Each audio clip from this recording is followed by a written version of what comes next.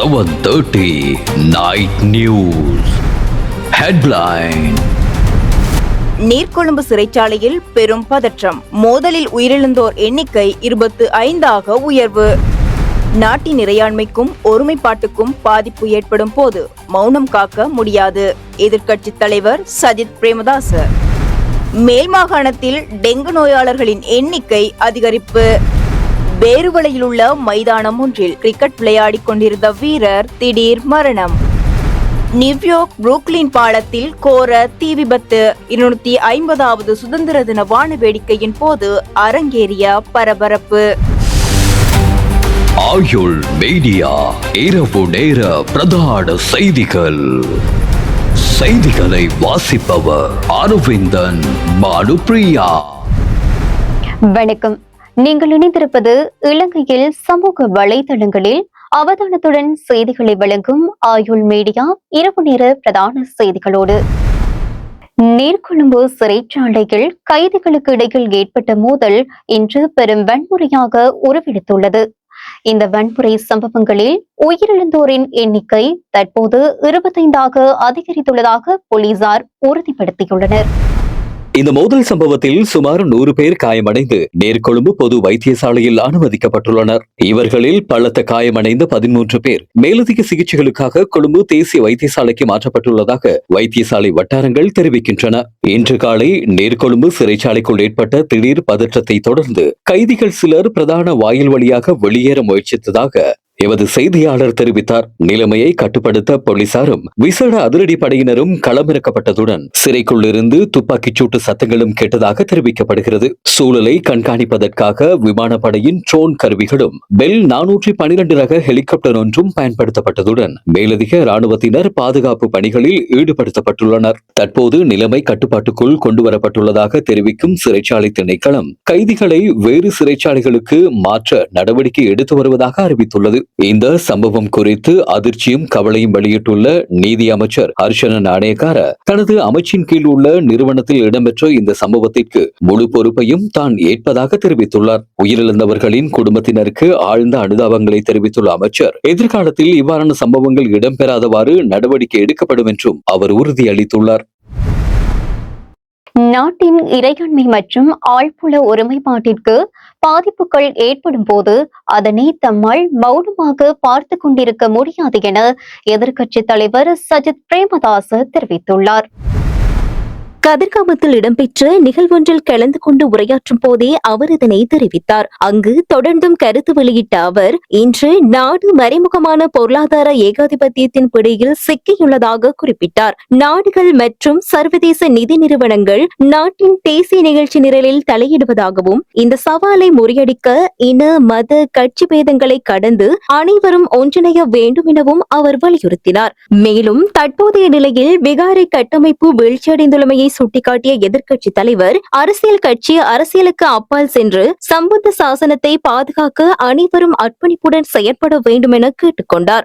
அரசியலமைப்பில் உள்ள இறையாண்மை மற்றும் ஆழ்புல ஒருமைப்பாடு குறித்த விடயங்கள் களத்திலும் உண்மையாகவே அமைய வேண்டும் என்று குறிப்பிட்ட அவர், நாட்டின் வளங்களை கைப்பற்ற பல்வேறு தரப்பினர் முனைப்பு காட்டுவதாகவும் இதனை முறியடிக்க பண்டைய மன்னர் காலத்தில் நாட்டை பாதுகாத்தது போல தற்போதைய காலத்திலும் அனைவரும் ஒன்றிணைந்து செயற்பட வேண்டும் எனவும் அவர் மேலும் வலியுறுத்தினார்.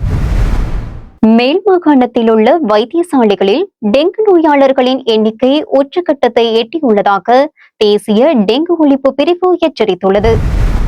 இது குறித்து கருத்து தெரிவித்துள்ள அதன் தற்காலிக பணிப்பாளர் வைத்தியர் கபில கண்ணகர, நோயாளிகளின் எண்ணிக்கை அதிகரிப்பால் சிகிச்சை அளிப்பதில் கடும் நெருக்கடி ஏற்பட்டுள்ளதாக குறிப்பிட்டுள்ளார். இதனால் வரும் நாட்களில் மரணங்களின் எண்ணிக்கை அதிகரிக்கக்கூடும் எனவும் அவர் எச்சரித்துள்ளார். நாடளாவிய ரீதியில் பதிவாகியுள்ள சுமார் 60,000 டெங்கு நோயாளிகளில் 52% மேல் மாகாணத்திலிருந்தே பதிவாகியுள்ளனர். இதனை கட்டுப்படுத்தும் நோக்கில் அதிக பாதிப்புள்ள 22 சுகாதார வைத்திய அதிகாரி பிரிவுகளை மையப்படுத்தி இன்று முதல் ஒரு வார கால அவசர டெங்கு ஒழிப்பு வேலை திட்டம் முன்னெடுக்கப்பட உள்ளது. இதற்காக குறுகிய மற்றும் நீண்ட கால திட்டங்கள் வகுக்கப்பட்டுள்ளதாகவும் பொதுமக்கள் தங்களது சுற்றுப்புறங்களை தூய்மையாக வைத்துக் கொண்டு ஒத்துழைப்பு வழங்குமாறும் சுகாதார அதிகாரிகள் கேட்டுக் கொண்டுள்ளனர்.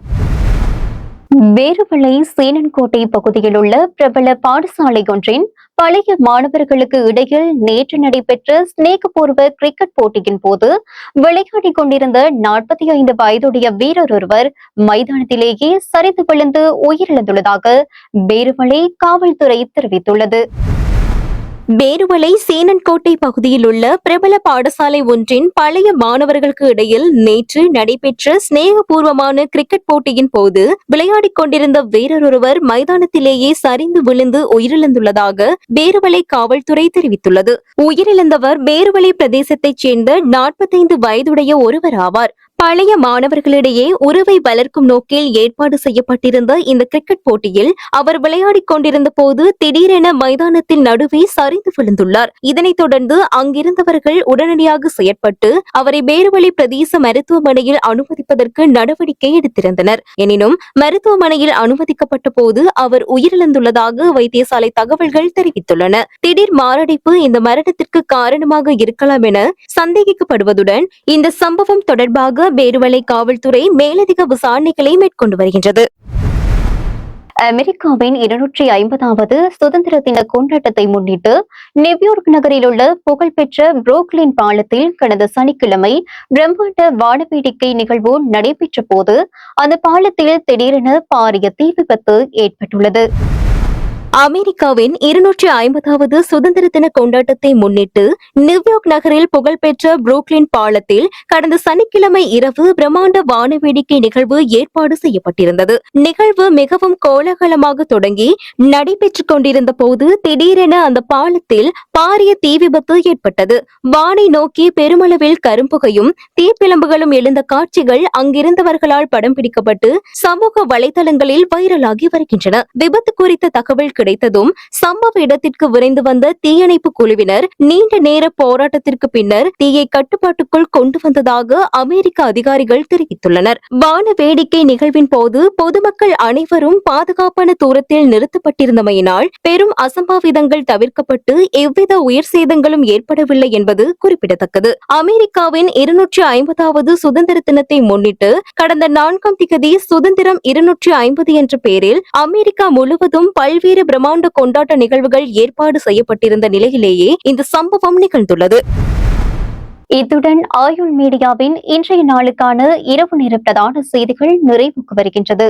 உடனுக்குடன் செய்திகளை அறிந்து கொள்ள ஆயுள் மீடியா சமூக வலைதளங்களோடு இணைந்திருங்கள். வணக்கம்.